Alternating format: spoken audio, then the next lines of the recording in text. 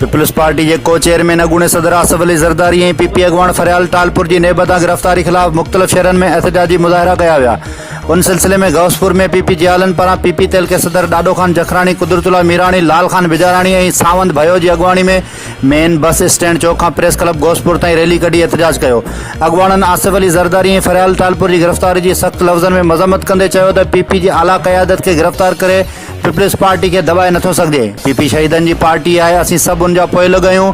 मुतालबो कयो त पीपी क़यादत मथां कूड़ा केस ख़त्म करे खेनि जल्द आज़ाद कयो वञे। ॿिए तरफ़ छाछरो शहर में भी पीपी अगवान भेरूलाल, सिद्दीक हालेपोटो ऐं ॿियनि जी अगवानी में एहतजाज कयो वियो, जंहिंमें वॾे अंग में जियालन शिरकत कई ऐं नेब गर्दी बंदि कयो जा नारा हयां ऐं जल्द अगवाननि जी आज़ादी जो मुतालबो कयो। टंडो अलायार में भी पीपी कारकुननि पारां टंडो आदम रोड खां प्रेस क्लब ताईं एहतजाजी रैली कढी वई।